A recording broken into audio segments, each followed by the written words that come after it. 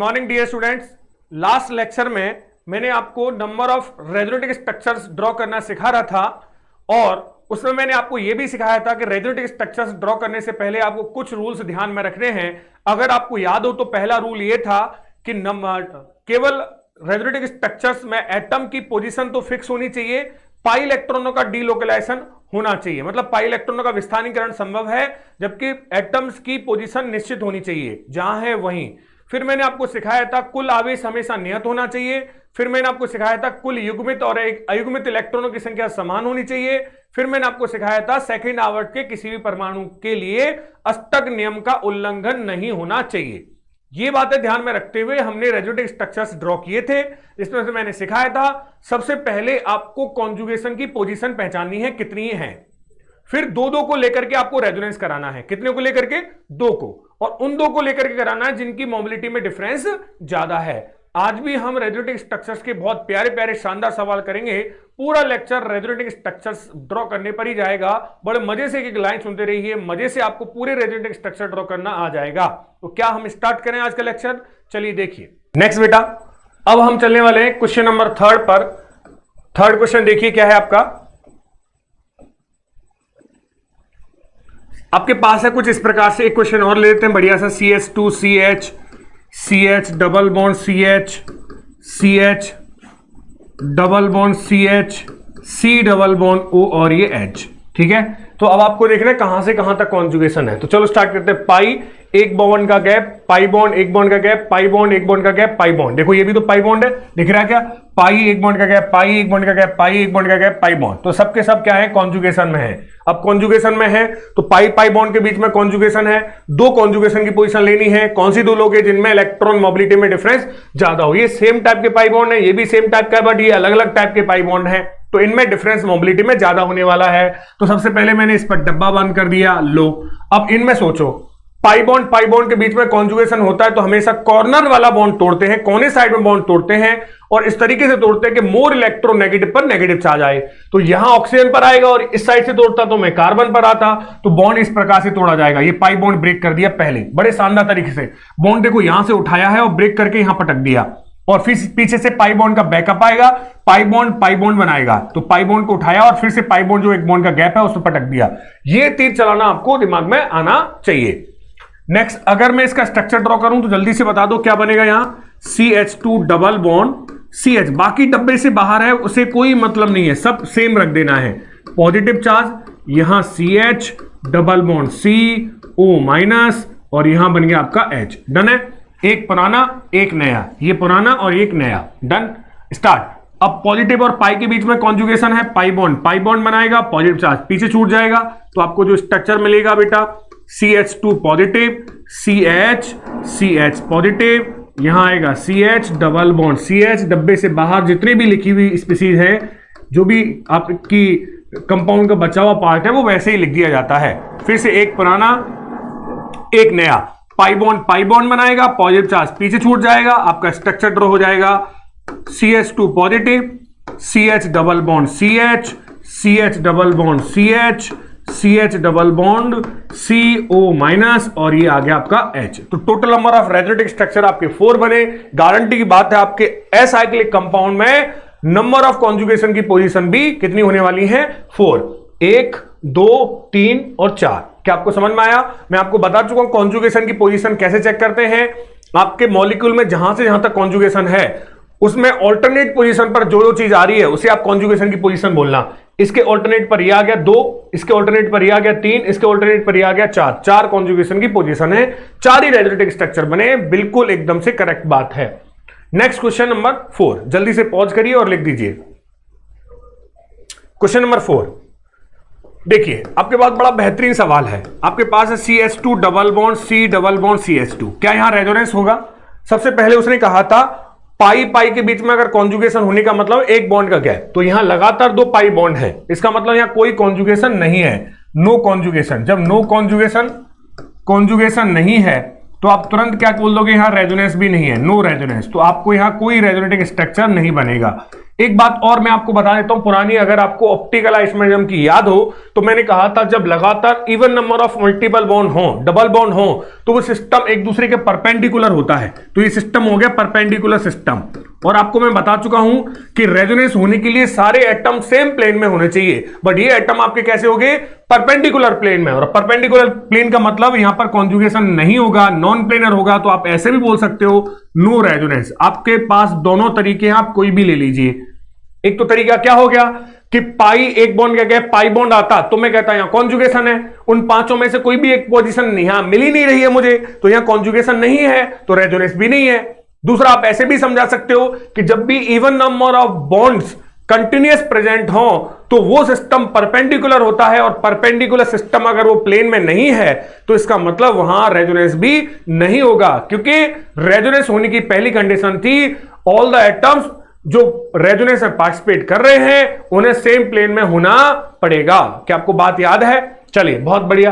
तो ये fourth point question number 4 आपके दिमाग में बैठ गया होगा। और अच्छा बेहतरीन क्वेश्चन, ब्यूटीफुल क्वेश्चन बनाते हैं। देखिए क्वेश्चन नंबर 5, यहां पर देखिए आपके पास है CH2 डबल बॉन्ड CH, और यहां आपके पास है डबल बॉन्ड O, और ये लॉन पेयर, ये ऑक्सीजन जोड़ दिया।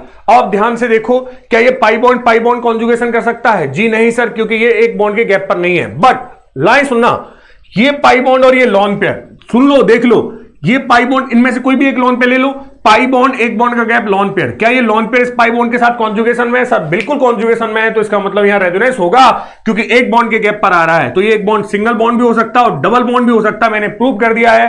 तो लॉन पेयर एक बॉन्ड का गैप पाई बॉन्ड, तो यहां कॉन्जुगेशन होगा।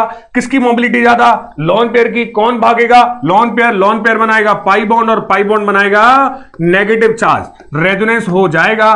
तो आपको स्ट्रक्चर मिलेगा CH2 negative, C triple bond O, और यहां आ जाएगा पॉजिटिव, क्योंकि इसने अपना एक लॉन पेयर डोनेट किया, एक लॉन पेयर इसके पास बचा हुआ है। क्या आपको क्वेश्चन समझ में आया बेटा? शानदार सवाल है, लिख सकते हो आप। पॉज करिए, दोनों क्वेश्चन को लिखिए। नेक्स्ट चलते हैं क्वेश्चन नंबर 6 पर।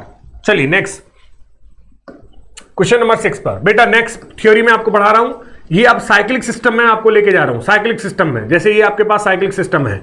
अब देखिए क्या पॉइंट है साइक्लिक सिस्टम में। जब भी साइक्लिक सिस्टम में कंप्लीट कॉन्जुगेशन हो, पूरे साइक्लिक सिस्टम में, ध्यान सुन लेना, जब भी साइक्लिक सिस्टम में कंप्लीट कॉन्जुगेशन हो और कम से कम एक नेगेटिव या एक पॉजिटिव या एक फ्री रेडिकल या एक lone pair, negative positive free radical lone pair, उनमें से कोई कम से कम एक पार्टिसिपेट कर रहा हो उस कॉन्जुगेशन में, तो total number of resonative structures उस रिंग में जितने कॉर्नर हैं उसके बराबर होती हैं। आप डायरेक्ट ट्रिक लगा सकते हो जब भी आपको रेजोनेटिव स्ट्रक्चर पूछे। अगर आपकी रिंग में कंप्लीट कॉन्जुगेशन है और वो कंप्लीट कॉन्जुगेशन में कम से कम एक नेगेटिव, एक पॉजिटिव, एक फ्री रेडिकल या एक लॉन पेयर जरूर होना चाहिए। अगर ऐसा है तो वहां total number of resonative structures ring में नंबर ऑफ कॉर्नर के बराबर होती हैं। तो यहां पूछूं मैं आपसे, यहां टोटल नंबर ऑफ, देखो नेगेटिव एक बॉन्ड का गैप पाई बॉन्ड, एक बॉन्ड का gap pi bond, sorry negative एक बॉन्ड का गैप पाई बॉन्ड, एक बॉन्ड का गैप नेगेटिव, तो कंप्लीट कॉन्जुगेशन है रिंग में। तो total number of resonative structures यहां कितनी बनने वाली है प्यारे बच्चों? जल्दी से बोलिए 3, क्योंकि यहां कितने कॉर्नर हैं? 3 कॉर्नर है रिंग में। डन है। अब कैसे ड्रॉ करते हैं? वही कहानी, 2-2 को लेके ड्रॉ करते रहिए। तो यहां तो यही 2 हैं, जिसकी मोबिलिटी ज्यादा उसको भगाओ, नेगेटिव बनाएगा पाई बॉन्ड और पाई बॉन्ड बनाएगा नेगेटिव चार्ज, रेजोनेंस हो जाएगा मजे से। तो यहां बन गया आपको नेगेटिव चार्ज और ये बन गया पाई बॉन्ड। अब आपको ये रेजोनेंस तब तक कराते जाना है जब तक रिंग में जहां से चले थे वहां वापस ना आ जाए। तो अभी आपको ये नेगेटिव चार्ज यहां पहुंचाना है, तो नेगेटिव बनाएगा पाई बॉन्ड बनाएगा नेगेटिव चार्ज। तो यहां आपका स्ट्रक्चर ड्रॉ हो गया बेटा नेगेटिव चार्ज, और यहां बन गया आपका पाई बॉन्ड। डन है कहानी। फिर से थोड़ा दोबारा से ड्रॉ कर देता हूं इसको। यहां आपका आ गया बेटा नेगेटिव चार्ज और यहां आ गया पाई बॉन्ड। फिर से अभी आपका नेगेटिव चार्ज जहां था वहीं आना चाहिए, तो नेगेटिव बनाएगा पाई बॉन्ड और पाई बॉन्ड बनाएगा नेगेटिव चार्ज। अगर आप देखोगे जहां से चले थे वहीं वापस ना आ जाओ, तब तक आपको रेजोनेंस कराना है। तो यहां चेक करेंगे, जहां से चले थे हम वहीं वापस आ चुके हैं। अब मैं आपसे पूछूं, पहला लाइन सुनना, मैं कुछ अलग बात और आपको बताना चाह रहा हूं बेटा। ये और ये स्ट्रक्चर में यहां नेगेटिव चार्ज है, जबकि इसमें यहां नेगेटिव चार्ज है। वैसे अगर आप देखोगे यहां भी कार्बन पर नेगेटिव चार्ज है, यहां भी पाई बॉन्ड है, यहां भी पाई बॉन्ड है, सारी बातें सेम है।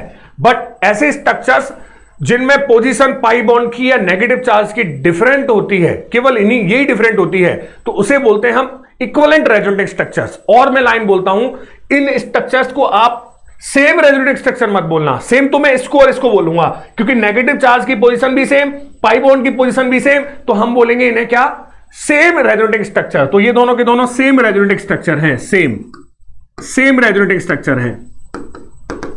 और ऐसे स्ट्रक्चर जिनकी स्टेबिलिटी या एनर्जी सेम हो, जिनकी स्टेबिलिटी सेम हो या एनर्जी सेम हो, और पाई बॉन्ड नेगेटिव चार्ज की केवल पोजीशन डिफरेंट हो, चार्ज की या पाई बॉन्ड की पोजीशन डिफरेंट हो, तो उन्हें हम बोलते हैं बेटा इक्विवेलेंट रेजोनेटिक स्ट्रक्चर्स। क्योंकि यहां पर नेगेटिव चार्ज या पाई बॉन्ड की पोजीशन सेम नहीं है, बट देखने में ये एक जैसे स्ट्रक्चर है, एक जैसे बोला है मैंने, एक जैसे स्ट्रक्चर है, तो आप इन दोनों स्ट्रक्चर्स को बोलोगे बेटा इक्विवेलेंट रेजोनेटिक स्ट्रक्चर। और ये भी अगर आपसे पूछा जाए ये भी इक्विवेलेंट रेजोनेटिक स्ट्रक्चर्स हैं, तो आप तुरंत कहोगे सर हां ये भी इक्विवेलेंट रेजोनेटिक स्ट्रक्चर्स हैं, क्योंकि इनकी स्टेबिलिटी और एनर्जी क्या है, सेम है। चलो मैं नेक्स्ट उसमें इसकी डेफिनेशन आपको बता दूंगा। सिंपल सी आप ध्यान में रखना कि स्ट्रक्चर इनको आपको सेम नहीं मानना है, ये स्ट्रक्चर अलग है, ये अलग है, ये अलग है, सेम तभी मानना है जब पोजीशंस किसकी, नेगेटिव चार्ज की, पाई बॉन्ड की, सब कुछ क्या हो जाए सेम, तभी आप उसे सेम मानोगे, अदरवाइज सेम नहीं मानना है। डन है? आपको पॉइंट समझ में आया? ये इक्विवेलेंट वर्ड में आपको आगे सिखाऊंगा तो ज्यादा अच्छा रहेगा, बट आप ध्यान में रखें ये स्ट्रक्चर सेम नहीं है, ये स्ट्रक्चर इक्विवेलेंट है। ठीक है, ये बात ध्यान में रखें, आगे नोट कर लेंगे हम लोग थ्योरी में। तो जल्दी से ड्रॉ कर लीजिए इसको। टोटल नंबर ऑफ स्ट्रक्चर देख लो 3 बने हैं, वो मैंने पहले ही कह दिया था आपको 3 बनेंगे, जितने कॉर्नर है उतने ही। तो जल्दी से ड्रॉ करिए। नेक्स्ट क्वेश्चन नंबर 7 पर चलते हैं। नेक्स्ट क्वेश्चन नंबर 7, अगर मैं आपसे पूछूं, यहां आपके पास है स्ट्रक्चर कुछ इस प्रकार से, बताइए पाई बॉन्ड और यहां आ गया आपके पास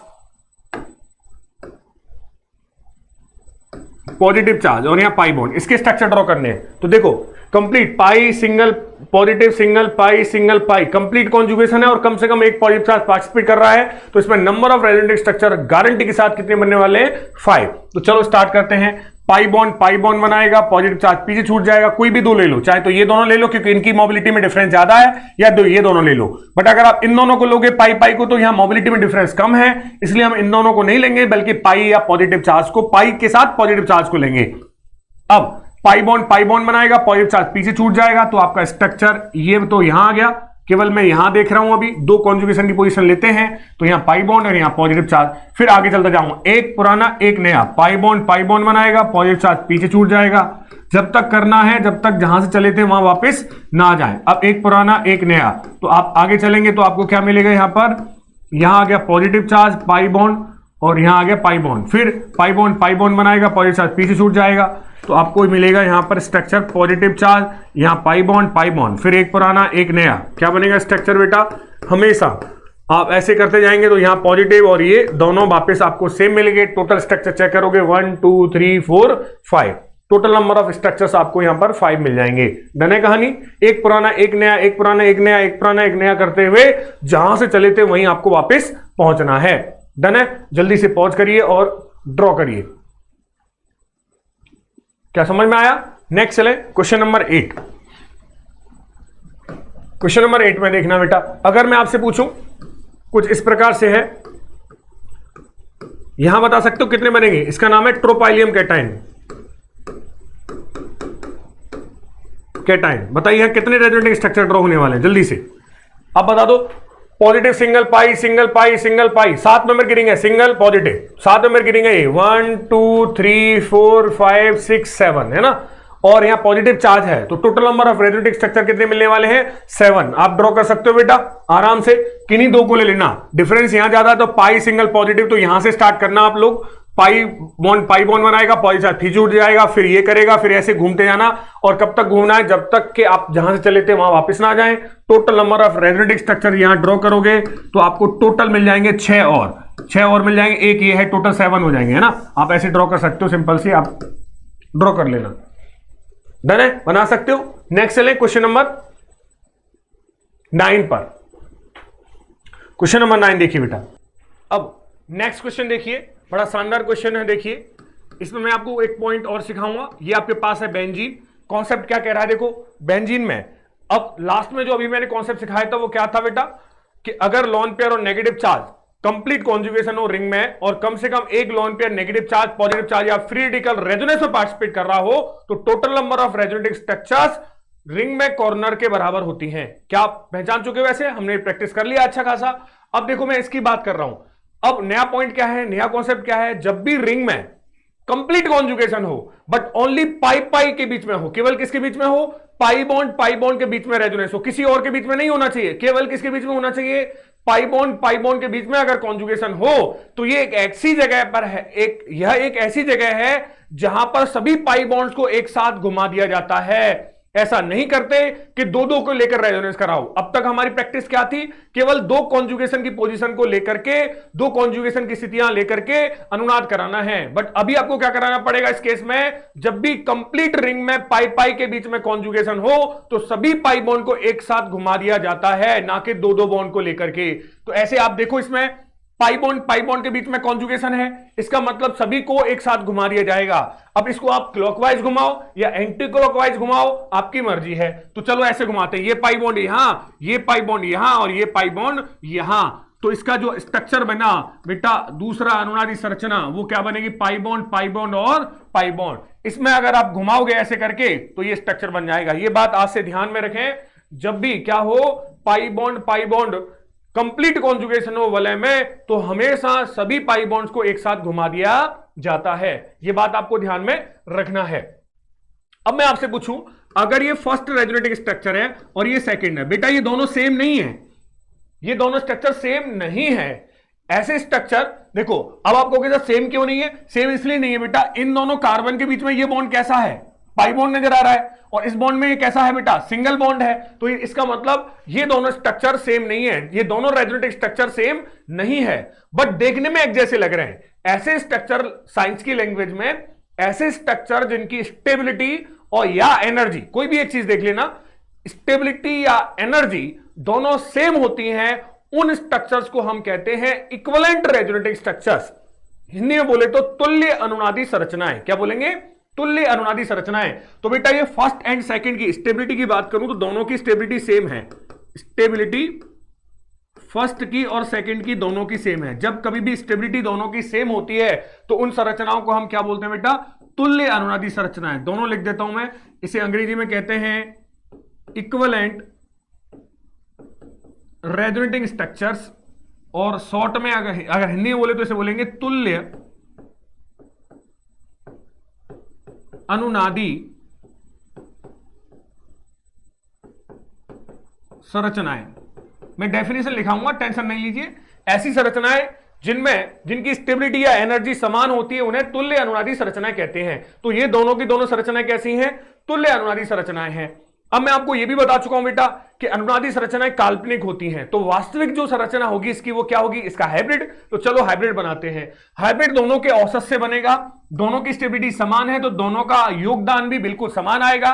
डबल बॉन्ड, ये वाला बॉन्ड डबल बॉन्ड है यहां से, और इसमें इस बॉन्ड का, ये बॉन्ड सिंगल बॉन्ड है। डबल बॉन्ड और सिंगल बॉन्ड का एवरेज क्या होता है? याद है ना? Partial double bond. तो ये पार्शियल डबल बॉन्ड आ गया। Next single bond double bond का एवरेज, ये भी partial double bond. Double bond single bond का average, partial double bond. Single bond double bond का average, partial double bond. Double bond single bond का average, partial double bond. और single bond double bond का average, partial double bond. इसका मतलब benzene में ये सारे के सारे बॉन्ड कैसे होते हैं बेटा? पार्शियल डबल बॉन्ड होते हैं। इसलिए आपने देखा होगा बेंजीन कभी कभी ऐसे भी लिखा मिलता है आपको, एक सर्कल। सर्कल का मतलब ये सारे के सारे बॉन्ड कैसे हैं? बेंजीन में सारे बॉन्ड कैसे हैं? पार्शियल डबल बॉन्ड है। जिसका मतलब अगर मैं इस बॉन्ड की यहां से यहां तक के बॉन्ड की बॉन्ड लेंथ x मानूं, बंध लंबाई को x मानूं, और यहां से यहां तक की बंध लंबाई को मैं y मानूं, तो आपसे पूछा जाए दोनों में बंध लंबाइयां बिल्कुल बराबर होती है, x इक्वल टू y। क्यों? क्योंकि ये सारे के सारे बंध समान लंबाई के पाए जाते हैं, जिन्हें बोलते हैं पार्शियल डबल बॉन्ड। डन है कहानी? तो यहां बंध लंबाई क्या होगी? x और y, और ये क्या है? इसका हाइब्रिड है। हाइब्रिड मतलब रेजोनेंस हाइब्रिड, बोले तो अनुनादी संकर है। ठीक है। अब मैं आपको एक पुरानी बात और याद दिलाता हूं। आप कह रहे थे सर, आपने ऐसा बोला था कहीं कि अनुनादी संरचनाएं अकेले के दम पर यौगिक के सभी गुणधर्मों का निर्धारण नहीं कर पाती। ऐसा क्या होता, क्यों होता है कि सभी गुणधर्मों का निर्धारण नहीं कर पाती? तो लाइन सुने, इसलिए हम उसे क्या बोलते थे? याद हो तो काल्पनिक संरचना बोलते थे, अनरियल बोलते थे, हाइपोथेटिकल बोलते थे। किसको? रेजोनेटिंग स्ट्रक्चर को। वो इसलिए वास्तविकता में बेंजीन की जो सभी बंध लंबाइयां होती है बेटा, वो सब बराबर होती है, x इक्वल टू वाई। सारी बंध लंबाइयां समान है जितनी भी हैं। बट अगर मैं इस अनुनादी संरचना से पूछूं ये वाला बॉन्ड आपका एक्स है और ये वाला बॉन्ड आपका वाई है, तो क्या ये एक्स और वाई बराबर दिख रहे हैं क्या इस संरचना से? बिल्कुल नहीं, क्योंकि ये वाला बॉन्ड एक्स वाला डबल बॉन्ड है और वाई वाला सिंगल बॉन्ड है, और डबल बॉन्ड और सिंगल बॉन्ड की बॉन्ड लेंथ हमेशा क्या होती है? अलग अलग होती है। तो ये तो कह रहा है अलग अलग बंध लंबाई, इसको देख लो, ये भी कहेगा अगर ये एक्स है और ये वाई है तो ये भी कहेगा अलग अलग बंध लंबाई, जबकि हाइब्रिड क्या कह रहा है कि सर बराबर बंध लंबाई है। जो आपका एक्सपेरिमेंटल वैल्यू है उसको कौन एक्सप्लेन कर पा रहा है? हाइब्रिड। बट रेजोनेटिंग स्ट्रक्चर अकेले के दम पर इस प्रॉपर्टी को एक्सप्लेन नहीं कर पा रही है, इसलिए मैं क्या कहता हूं, रेजोनेंस हाइब्रिड रियल स्ट्रक्चर होता है, जबकि रेजोनेटिंग स्ट्रक्चर्स काल्पनिक अनरियल होती हैं, क्योंकि वो यौगिक के सभी गुणधर्मों का निर्धारण नहीं कर पाती। आपको सामने रखा भी है कि एक्सपेरिमेंटली बेंजीन की सभी बंध लंबाइयां समान होती हैं, जिसे हाइब्रिड तो पास कर रहा है कि हां सभी बंध लंबाइयां समान होती हैं, परंतु रेजोनेटिंग स्ट्रक्चर अकेले के दम पर इस प्रॉपर्टी को एक्सप्लेन नहीं कर पा रही, अतः वह संरचनाएं वास्तविक नहीं है। यही बात मैंने आपको बोली थी। क्या आपको पॉइंट समझ में आया?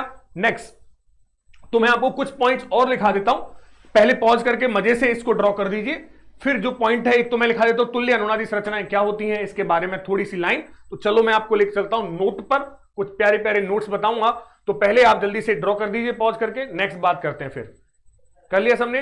देखिए नेक्स्ट नोट, देखिए बेटा शानदार तरीके से, तो लिखिए इक्विवेलेंट रेजोनेटिंग स्ट्रक्चर्स। तो पहला नोट नंबर 1 मार्क कर देते हैं, इसको यहां से कट कर देते हैं। नोट नंबर 1, 3 नोट पढ़ेंगे इसमें। लिखें ऐसी अनुनादी संरचनाएं, पहले नोट 1 लिख दीजिए हेडिंग, ऐसी अनुनादी संरचनाएं जिनका स्थायित्व या एनर्जी या ऊर्जा, एनर्जी बोले तो ऊर्जा, जिनका स्थायित्व या ऊर्जा समान होती है, तुल्य अनुनादी संरचनाएं कहलाती हैं। ऐसी अनुनादी संरचनाएं जिनका स्थायित्व या ऊर्जा, दोनों में से कोई भी देख लो, स्थायित्व या ऊर्जा समान होती हैं, तुल्य अनुनादी संरचनाएं कहलाती हैं। ब्रैकेट में आप लिख देना इक्विवेलेंट रेजोनेटिंग स्ट्रक्चर्स, है ना, याद रहे इक्विवेलेंट रेजोनेटिंग स्ट्रक्चर्स।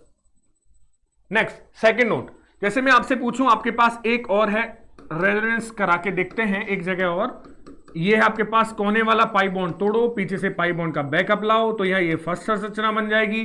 सेकंड संरचना जब आप बनाओगे तो यहां बनेगा CH2 पॉजिटिव, ये CH double bond CH, CH2 negative, ये सेकंड अनुनादी संरचना है। मैं आपसे पूछूं फर्स्ट और सेकंड में से किसकी स्टेबिलिटी ज्यादा है?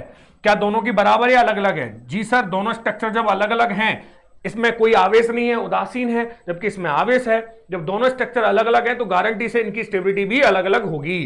तो ऐसी अनुनादी संरचनाएं जिनकी स्टेबिलिटी या एनर्जी, स्टेबिलिटी दोनों की बराबर नहीं है, स्टेबिलिटी की बात करूं तो मैं दोनों की स्टेबिलिटी बराबर नहीं है, तो ऐसी अनुनादी संरचनाएं जिनकी स्टेबिलिटी या एनर्जी समान नहीं होती है, उन्हें हम कहते हैं बेटा नॉन इक्विवेलेंट रेजोनेटिंग स्ट्रक्चर्स, और बोलते हैं अतुल्य अनुनादी संरचनाएं। तो ये दोनों की दोनों आपकी कैसी निकली प्यारे बच्चों? नॉन इक्विवेलेंट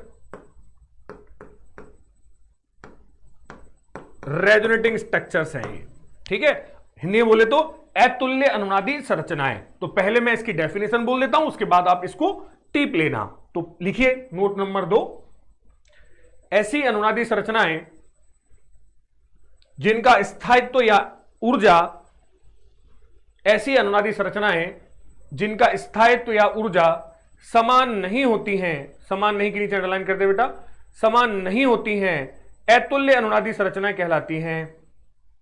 अतुल्य अनुनादी संरचनाएं कहलाती हैं, अतुल्य अनुनादी संरचनाएं कहलाती हैं, जिसे हम क्या बोलते हैं बेटा? Non equivalent resonating structures. जल्दी से पॉज करिए और पॉज करके जो बोर्ड पे लिखा हुआ है वो जल्दी से लिख दीजिए। लिख दिया बेटा? नेक्स्ट थर्ड पॉइंट और मैं आपको एक्स्ट्रा बताना चाहता हूं।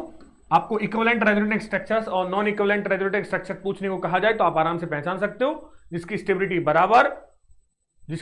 बराबर वो तुल्य, और जिसकी स्टेबिलिटी बराबर नहीं है उन्हें क्या बोलेंगे? Non equivalent. थर्ड पॉइंट, अगर मान ले के चलो ए और बी दो अनुनादी संरचनाएं हैं आपस में, और ए तथा बी दोनों की बराबर स्टेबिलिटी है, तो ए और बी को आप क्या बोलोगे बेटा? इक्विवेलेंट। बोलो ना, इक्विवेलेंट रेजोनेटिंग स्ट्रक्चर। दूसरा, अगर मेरे पास सी और डी दोनों रेजोनेटिंग स्ट्रक्चर हैं और वहां सी की स्टेबिलिटी डी से ज्यादा है बेटा, किसकी स्टेबिलिटी ज्यादा है बेटा? सी की स्टेबिलिटी डी से ज्यादा है, तो उस केस में ये आपकी इक्विवेलेंट रेजोनेटिंग स्ट्रक्चर्स नहीं है, तो आप इसे बोलोगे नॉन इक्विवेलेंट रेजोनेटिंग स्ट्रक्चर्स। क्या आपको बात समझ में आया? अब मुझसे सवाल पूछ रहा है जो मैं आपको थर्ड पॉइंट में लिखाना चाहता हूं कि इन दोनों में से कहां अनुनाद ज्यादा प्रभावी है। तुल्य अनुनादी संरचनाओं में ज्यादा अनुनाद होता है या वहां अनुनाद ज्यादा होता है जहां अतुल्य अनुनादी संरचनाएं बनती हैं? तो लाइन सुनना।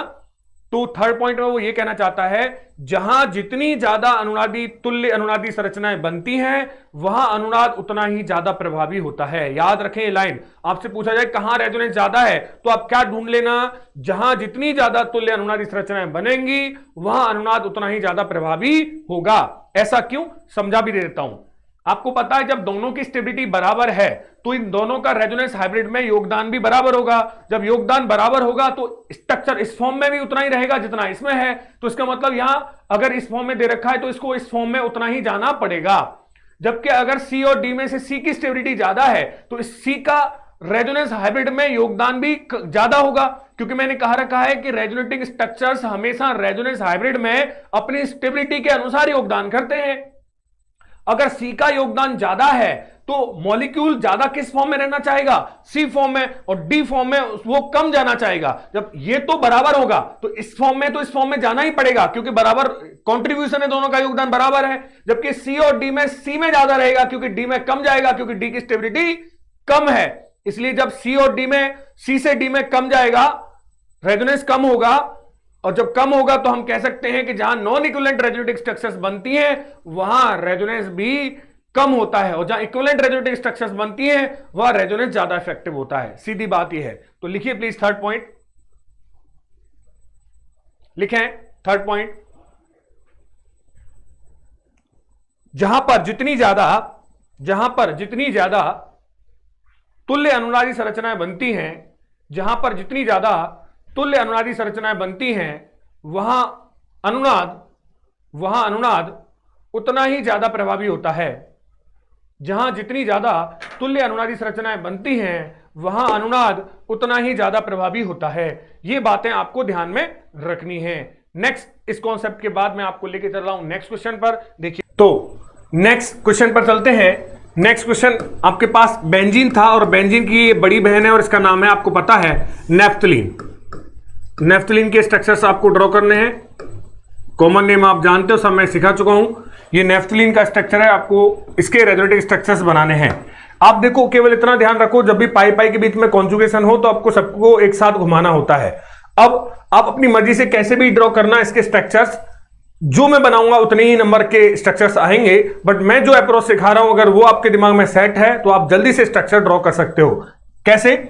जब भी आपको नेफ्थलीन दी जाए तो आप पहले स्ट्रक्चर में देखो, पाई सिंगल पाई सिंगल पाई, कंप्लीट कॉन्जुगेशन है पूरे में, तो सबको एक साथ घुमा दें। ये पाई यहां, ये पाई यहां और ये पाई यहां, तो इसकी वजह से जो स्ट्रक्चर ड्रॉ होगा बेटा क्या होगा, बाकी सब जगह सेम रहेगा।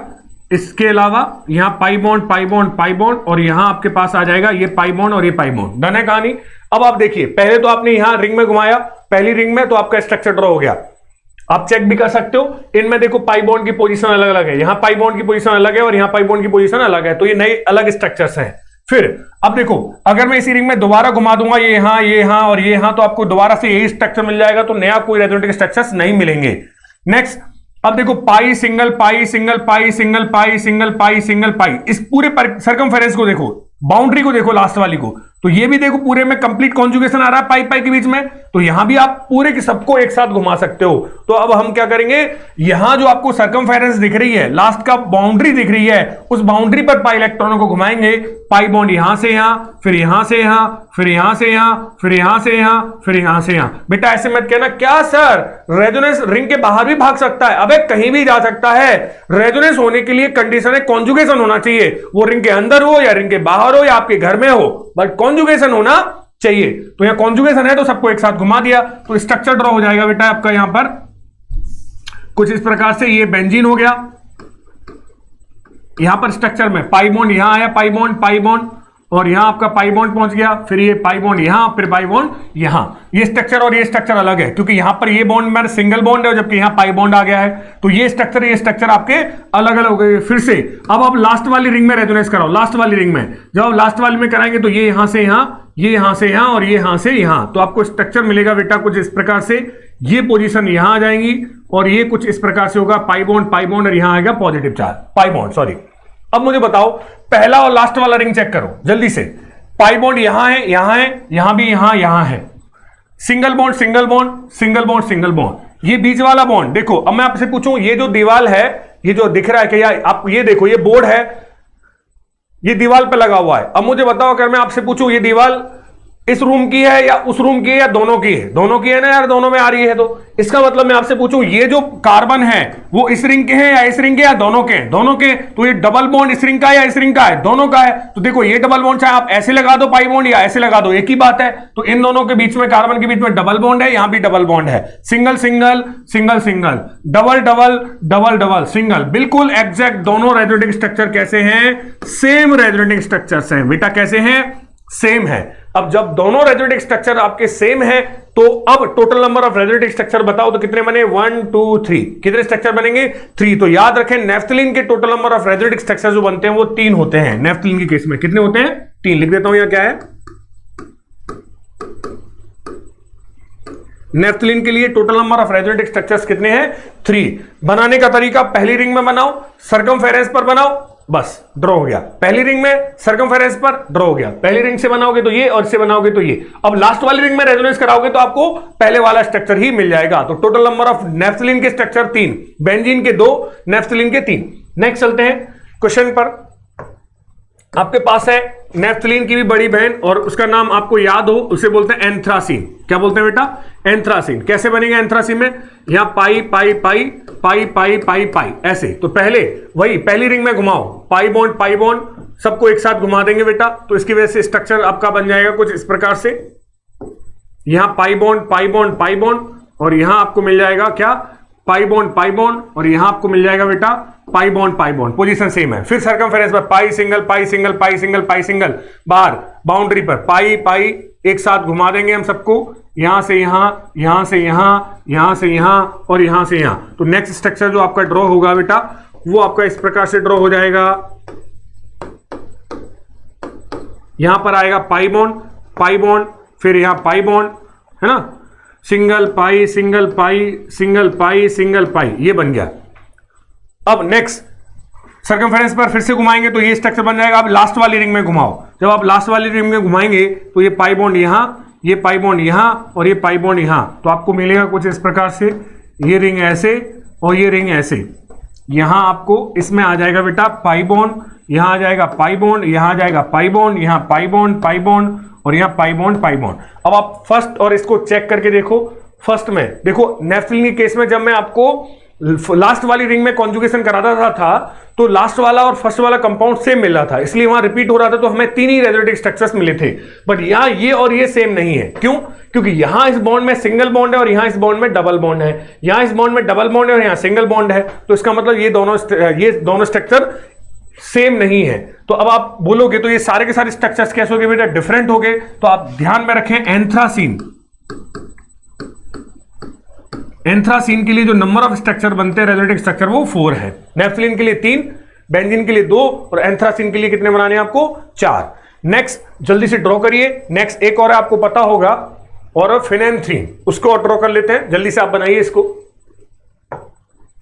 नेक्स्ट क्वेश्चन में अगर मैं बोलूं फिनेंथ्रीन के लिए, इस स्ट्रक्चर को मैं आपको ड्रॉ करने के लिए देता हूं, नेक्स्ट क्लास में ड्रॉ करा दूंगा मैं कितने बनेंगे, बट एक बार आप जरूर ड्रॉ करके आए। आप कैसे भी ड्रॉ करिए, आपकी मर्जी है। मेरे पैटर्न को अगर मानोगे तो आपको ज्यादा ध्यान में रहेगा। पहली रिंग में सर्कमफेरेंस पर, लास्ट वाली रिंग में, खत्म कहानी। एंथ्रासीन के लिए पहली रिंग, सर्कमफेरेंस, लास्ट वाली रिंग। नेफ्थलीन के लिए पहली रिंग और सर्कमफेरेंस, खत्म कहानी। यहां आपको बनाना है ऐसे ही पाई सिंगल पाई, ये बन गया। और यहां पाई सिंगल पाई, ये 6 नंबर की है फिनेंथ्रीन। नाम क्या है इसका, इसके आपको रेजोनेटिंग स्ट्रक्चर ड्रॉ करने बेटा। Total number of resonating structures आपको यहां 5 मिलेंगे। आप ड्रॉ करके देख सकते हो। आप पहले करना, पहली वाली रिंग में थोड़ा समझ लीजिए, पहली वाली रिंग में, फिर 2 रिंग में करना, 2 को मिला के, 2 की सर्कमफेरेंस पर, पहली में 2 की सर्कमफेरेंस पर, फिर 3 की सर्कमफेरेंस पर, फिर लास्ट वाले में। टोटल 5 मिलेंगे। पहले में 2 की सर्कमफेरेंस पर, 3 की सर्कमफेरेंस पर और लास्ट वाले में। तो आपको टोटल स्ट्रक्चर जब आप ड्रॉ करोगे तो आपको 5 स्ट्रक्चर मिल जाएंगे। नेक्स्ट क्लास में मैं आपको ड्रॉ करके भी दिखा दूंगा। पहले आप जल्दी से ये सवाल लिख लीजिए, नेक्स्ट क्लास में आपको ये ड्रॉ करके लाना है। डन है, तो आप आराम से बना सकते हो। नेक्स्ट क्वेश्चन जो भी चल रहा है, आप नंबर लिख रहे हो तो लिखते जाइए। नेक्स्ट क्वेश्चन पर मैं आपको लेके चलता हूं बेटा, देखिए क्या है नेक्स्ट क्वेश्चन। देखिए बेटा, आपके पास है कुछ इस प्रकार से, बड़ा प्यारा कॉन्सेप्ट है, फिर से नया फोर्थ कॉन्सेप्ट आ रहा है आपके पास। ये कुछ इस प्रकार से, इसके पास लोन पेयर है। तो जब भी याद रखना, साइक्लिक सिस्टम में जब भी आपको क्या दिख जाए, डबल बॉन्ड वाले एटम पर है, डबल बॉन्ड से एटम को जुड़ा हुआ है और एटम के सिर पर नेगेटिव चार्ज हो या लोन पेयर हो या फ्री रेडिकल हो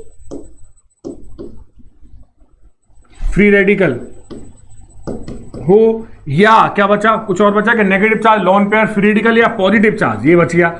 इनमें से कोई भी हो, फिर से साइक्लिक सिस्टम में डबल बॉन्ड से जुड़े हुए एटम पर इनमें से कोई भी चीज हो तो ध्यान में रखना, ये सारे के सारे, ये सभी के सभी रेजोनेंस में पार्टिसिपेट नहीं करते, ये कभी भी रेजोनेंस नहीं करेंगे, ये बात ध्यान में रखें। साइक्लिक सिस्टम में मल्टीपल बॉन्ड से जुड़े हुए एटम पर कभी भी lone pair, positive charge, free radical, negative charge present हो तो तुरंत मना करते हैं, वो रेजोनेंस में पार्टिसिपेट नहीं करेगा। तो ये जो एटम नाइट्रोजन का, आप नाम जानते हो, पायरिडीन इसका नाम है। मैं आपसे पूछूं क्या ये लोन पेयर रेजोनेंस में पार्टिसिपेट करेगा, तुरंत कहोगे सर नहीं। क्यों नहीं करेगा? क्योंकि लोन पेयर जिस एटम से जुड़ा हुआ है वो एटम डबल बॉन्ड से कनेक्टेड है साइक्लिक सिस्टम में। साइक्लिक सिस्टम ध्यान में रखें, साइक्लिक सिस्टम में होना चाहिए।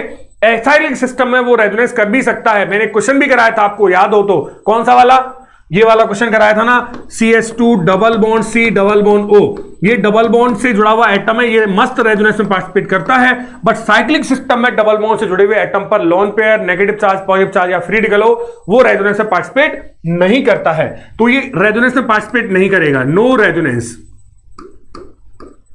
ये रेजोनेंस में पार्टिसिपेट नहीं करेगा। तो अब इसे भूल जाओ, पाई एक बॉन्ड का गैप, पाई एक बॉन्ड का गैप, पाई के बीच में कॉन्जुगेशन है, तो सभी को एक साथ घुमा देंगे। तो प्रिडीन का रेजोनेटिक स्ट्रक्चर जब ड्रॉ करोगे तो कुछ इस प्रकार से बनेगा, और वो क्या होगा बेटा, यहां पर आपके पास नाइट्रोजन, ये लोन पेयर, और यहां क्या जाएगा, पाई बॉन्ड और पाई बॉन्ड। क्या आपको बात समझ में आया है? जल्दी से स्टार मार्क करके इस क्वेश्चन के बाद ये नोट जरूर ऐड कर लेना सब लोग थ्योरी में, जिससे आपको ध्यान में रहे। लोन पेयर रेजोनेंस नहीं करेगा अगर वो डबल बॉन्ड से जुड़े हुए एटम पर है। ऐसे ही मैं आपसे पूछूं एक क्वेश्चन, इस थ्योरी पर अगर आपने लिख दिया हो, जल्दी से ड्रॉ कर दीजिए। नेक्स्ट मैं आपसे पूछता हूं, बताना यहां पर आपके पास है कुछ इस प्रकार से, पाई पॉजिटिव चार्ज। क्या ये पॉजिटिव चार्ज डबल बॉन्ड से जुड़े हुए एटम पर है साइक्लिक सिस्टम में? हाँ, इसका मतलब ये रेजोनेंस में पार्टिसिपेट नहीं करेगा, ये रेजोनेंस नहीं करेगा, नो रेजोनेंस।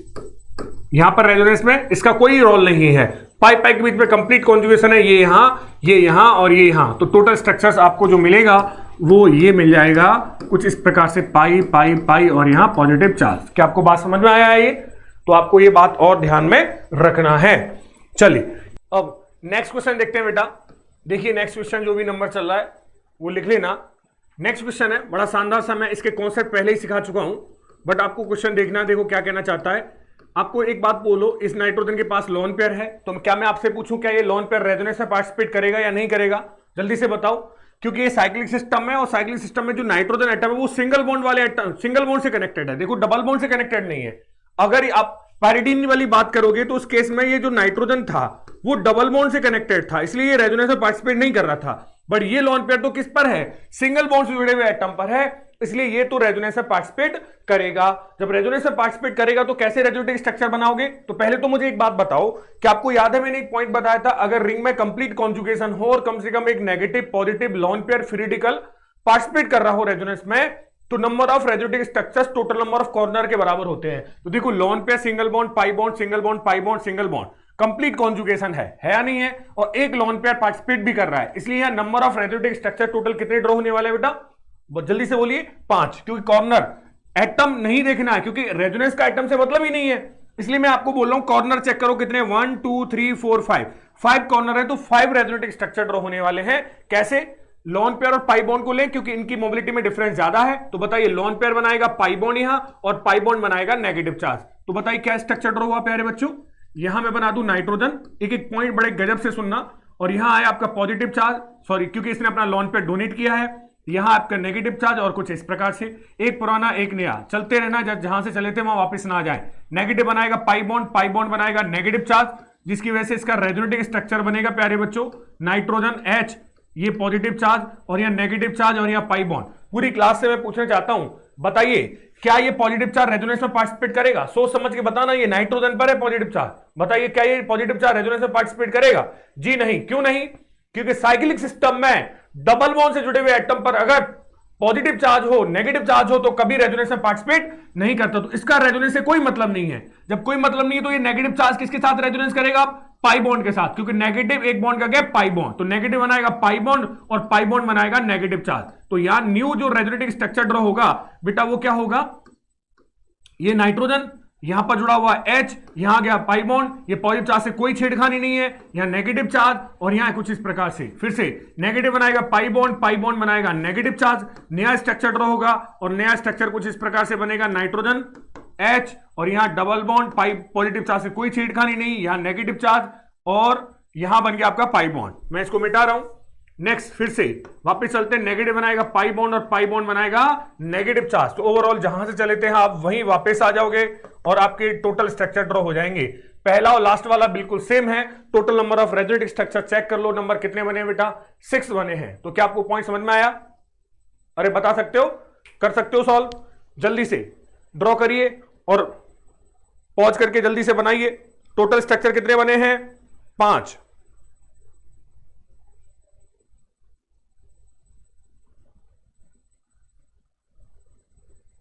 ठीक है। अगर मैं आपसे इस स्ट्रक्चर का नाम पूछूं तो आपको कॉमन नेम से मैंने पढ़ाया, क्या नाम है? पायरोल। क्या नाम है इसका? पायरोल।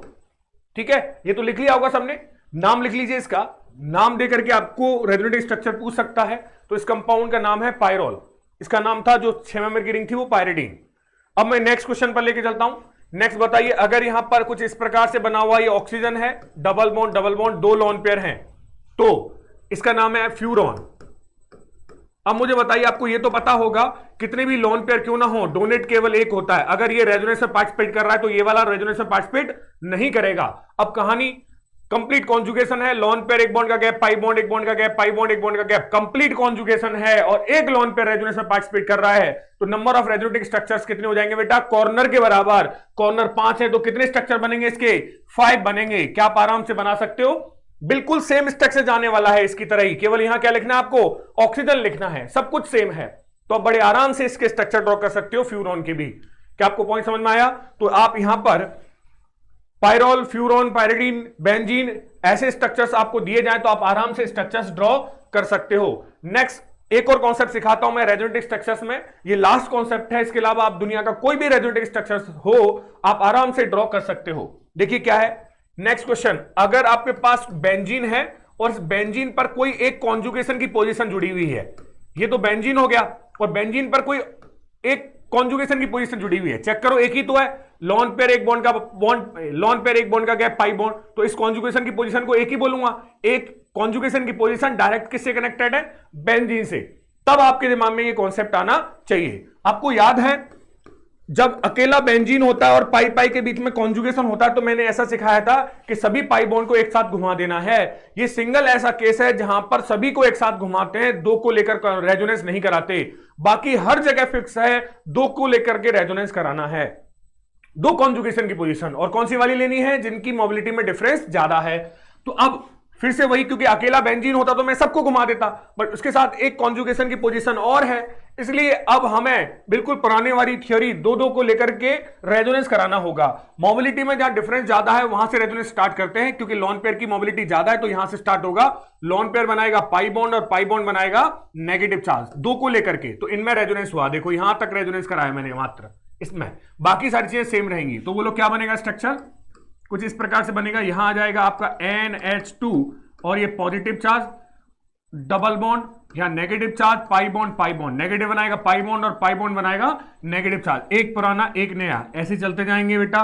ये negative charge, pi bond, double bond, NH2, ये बन गया पॉजिटिव चार्ज। फिर नेगेटिव चार्ज बनाएगा पाई बॉन्ड बनाएगा नेगेटिव चार्ज। तो आपको जो स्ट्रक्चर मिलेगा बेटा यहां पर कुछ इस प्रकार से मिल जाएगा। यहां पाई बॉन्ड, या negative charge, double bond, NH2 positive, और यहां आपका पाई बॉन्ड। फिर नेगेटिव चार्ज बनाएगा पाई बॉन्ड और पाई बॉन्ड बनाएगा नेगेटिव चार्ज। जहां से चले थे वहीं बेटा वापस आना पड़ेगा, और वापस आ चुके हैं हम। अब मैं आपसे पूछूं कितने रेजोनेटिक स्ट्रक्चर है, 1 2 3 4 5, टोटल 5 रेजोनेटिक स्ट्रक्चर्स इसके मिले हैं। आप कहोगे सर फर्स्ट और लास्ट वाला देखो सेम है, अबे सेम नहीं है बेवड़ो, सेम नहीं है। यहां पाई बॉन्ड इस कार्बन एटम के बीच में है और यहां सिंगल बॉन्ड है इसमें, तो इसका मतलब इनमें जो पाई बॉन्ड की पोजीशन है वो सेम नहीं है, therefore they are equivalent resonetic structure. ये इक्विवेलेंट रेजोनेटिक स्ट्रक्चर है, सेम नहीं है, याद रखना। तो टोटल नंबर ऑफ रेजोनेटिक स्ट्रक्चर्स यहां कितने बने, 5। तो आप आगे से ध्यान में रखो, जब भी बेंजीन से कभी भी एक कॉन्जुगेशन की पोजीशन जुड़ी हुई हो तो वहां टोटल नंबर ऑफ रेजोनेटिक स्ट्रक्चर्स 5 होते हैं, फिक्स है। डन है कहानी। तो आप बना सकते हो, एक ही कॉन्जुगेशन की पोजीशन होनी चाहिए, तो टोटल नंबर ऑफ रेजोनेटिक स्ट्रक्चर्स 5 बनेंगे। इसका नाम आप सब लोग जानते हो, क्या नाम है इसका, एनिलीन, ये कॉमन नेम है इसका। जल्दी से पॉज करिए और शानदार तरीके से ड्रॉ करिए। नेक्स्ट धांसू क्वेश्चन पर मैं आपको लेके जा रहा हूं। नेक्स्ट देखें, नेक्स्ट क्वेश्चन आपके पास है फिनॉल। ये क्या बेटा, फिनॉल। कितने लोन पेयर हैं ऑक्सीजन के पास, 2 हैं सर, 2। तो डोनेट केवल एक होगा, एक ही रेजोनेंस में पार्टिसिपेट करेगा। एक lone pair single bond pi bond, single bond pi bond, complete conjugation है। बेंजीन के साथ एक कॉन्जुगेशन की पोजीशन रेजोनेंस में पार्टिसिपेट कर रही है, तो कितने रेजोनेटिक स्ट्रक्चर बनेंगे यहां, 5। कैसे स्टार्ट करोगे, लोन पेयर बनाएगा पाई बॉन्ड और पाई बॉन्ड बनाएगा नेगेटिव चार्ज, ऐसे बनाते हुए जाओगे, टोटल नंबर ऑफ स्ट्रक्चर्स आपको 5 मिल जाएंगे। क्या आप ड्रॉ कर सकते हो बेटा, बिल्कुल बिल्कुल कर सकते हो। नेक्स्ट क्वेश्चन पर चलते हैं। अगर मैं इसी जगह पर आपसे पॉजिटिव चार्ज लिख दूं, तो ये पाई बॉन्ड और यहां लिख दूं CS2 पॉजिटिव। अब बताना मेरे को क्या होने वाला है, जल्दी से बोलो कैसे बनेगा स्ट्रक्चर। पॉजिटिव एक बॉन्ड का क्या पाई बॉन्ड है, बोलो ना। तो अब यहां पर मोबिलिटी में डिफरेंस पाई बॉन्ड और पॉजिटिव चार्ज की में ज्यादा है। एक कॉन्जुगेशन की पोजीशन डायरेक्ट बेंजीन से जुड़ी हुई है। नंबर ऑफ रेजोनेटिक स्ट्रक्चर कितने बनेंगे, 5। पाई बॉन्ड बनाएगा, पॉजिटिव चार्ज पीछे छूट जाएगा, बिल्कुल यही कहानी। क्या बनेगा, यहां पॉजिटिव चार्ज, बहुत बढ़िया, और यहां CS2 बार, जिसको भी वो 5 कॉन्जुगेशन की पोजीशन में तीर चलाना आ गया उसको रेजोनेंस आ गया भाई साहब, रेजोनेंस, है ना। आगे की कहानी आप आराम से लिख सकते हो, टोटल नंबर ऑफ स्ट्रक्चर जो बनेंगे। मैं बनाऊं क्या, आलसी आदमी हो। चलो देखो, ये पाई बॉन्ड बनाएगा, पॉजिटिव चार्ज पीछे छूट जाएगा, तो यहां structure positive charge, pi bond, double bond, CS2, pi bond बनाएगा, बॉन्ड हमेशा एक बॉन्ड के गैप पर बनता है, पॉजिटिव चार्ज पीछे छूट जाएगा, तो यहां स्ट्रक्चर बनेगा pi bond, positive charge, double bond, CS2, फिर से पाई बॉन्ड बनाएगा, पॉजिटिव चार्ज पीछे छूट जाएगा, पाई बॉन्ड, ये यहां आएगा, और यहां क्या आएगा बेटा, positive charge. Total structure check कर लो प्यारे बच्चों, कितनी बनी है आपको, टोटल 5 स्ट्रक्चर्स ड्रॉ होंगी, बिल्कुल वही हुई है। इसका मतलब आपको आराम से समझ में आ गया है नंबर ऑफ रेजोनेटिक स्ट्रक्चर्स कैसे ड्रॉ करते हैं। तो आज की क्लास में प्यारे बच्चों हमने सीखा नंबर ऑफ रेजोनेटिक स्ट्रक्चर्स ड्रॉ करना। अगर आपको कोई स्ट्रक्चर दिया गया और पूछा जाए इसके कितने स्ट्रक्चर्स बनेंगे, आप आराम से ड्रॉ कर सकते हो। सारी अप्रोचेज जो मैंने सिखाई हैं वो आपको ध्यान में रखनी है। नेक्स्ट क्लास में मैं आपको बहुत प्यारे प्यारे पॉइंट्स और एप्लीकेशंस ऑफ रेजोनेंस सिखाऊंगा। नेक्स्ट क्लास में पढ़ते हैं। Thank you very much.